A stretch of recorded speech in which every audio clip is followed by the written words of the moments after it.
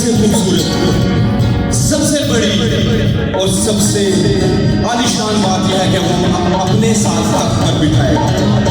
आमीन। किस किस का ईमान है वो हमें अपने साथ तख्त पर बिठाएगा। अदालत तो वो कोई और लोग हैं जिनकी होगी, ईमानदारों की नहीं। जो ईमानदार है, जो यीशु के साथ चलते हैं, वो शाही शाही है। हालेलुया। तू ही इंसाफ दुनिया का करेगा, सच्चाई से मसीहा काम लेगा। तू ही इंसाफ दुनिया का करेगा, सच्चाई से मसीहा काम लेगा। सभी मौके तेरे आगे खुदा राज़ी से तू बड़ा है।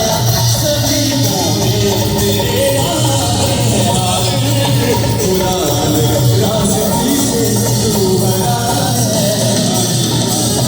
रहेगा तरफ जो तेरा, खुदा राज़ी से तू बड़ा है। हमेशा रहेगा तरफ तेरा, खुदा तू अवध बादशाह है। अदालत तेरे तेरे आगे का सहारा है। आसमान धरती करता तारीफ तेरी बयान है। हम सब अपने कदमों पर खड़े हो गए। कोशिश करें मेरे साथ मिलकर गाएं। हो सकता है बहुत से लोगों के लिए गीत नया हो, लेकिन कोशिश करें कि प्रस्तुत करें हो। आसमान धरती करता तारीफ तेरी बयान है। आसमान धरती करता तारीफ तेरी बयान है।